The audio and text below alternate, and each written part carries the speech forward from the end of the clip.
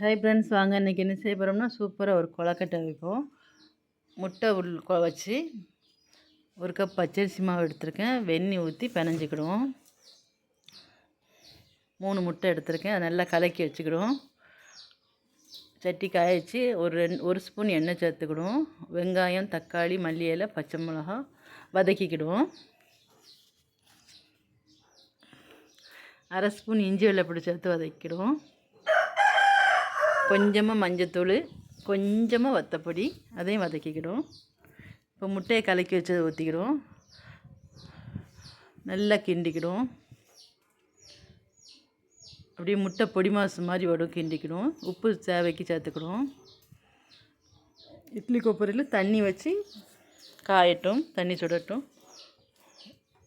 மாவு ஒரு கொழக்கட்டை பிடிச்சி இலையில் வச்சு இப்படி வட்டமாக தட்டிக்கிடுவோம். வட்டை ஷேப்பில் தட்டிக்கிடுவோம்.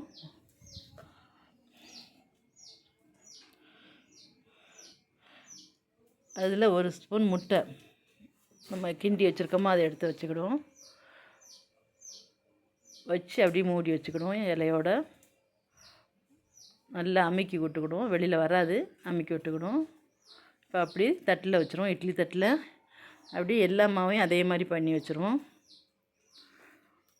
ஒரு 10 நிமிஷம் வேகட்டும்.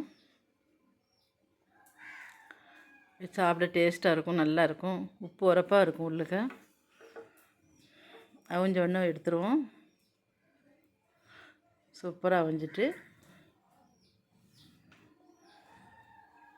இதே மாதிரி செஞ்சு பிள்ளைங்களுக்கு கொடுங்க, நல்லா சாப்பிடுவாங்க பிரியமாக. நம்ம வீடியோ பிடிச்சிருந்துச்சுன்னா லைக் பண்ணி, ஷேர் பண்ணி, சப்ஸ்கிரைப் பண்ணி வச்சுருங்க. அடுத்த வீடியோவில் பார்ப்போம். பாய்.